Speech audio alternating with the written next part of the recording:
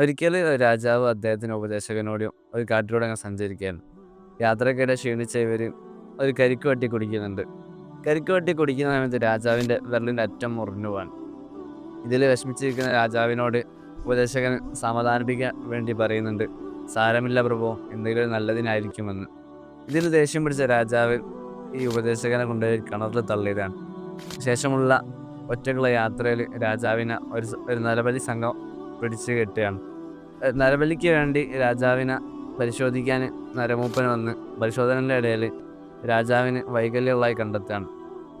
വൈകല്യമുള്ള ആളെ നരബലിക്ക് പറ്റില്ല എന്ന് പറഞ്ഞ് രാജാവിനെ വെറുതെ വിടുകയാണ്. അപ്പൊ ഉപദേശകന്റെ ആ വാക്കുകൾ അവിടെ യാഥാർത്ഥ്യാവല്ലേ ചെയ്യുന്നത്? അതെ, രാജാവ് അതിനുശേഷം അദ്ദേഹത്തിൻ്റെ അടുത്ത് പോയിട്ട് രക്ഷിച്ച് മാപ്പ് ചോദിക്കുന്നുണ്ട്.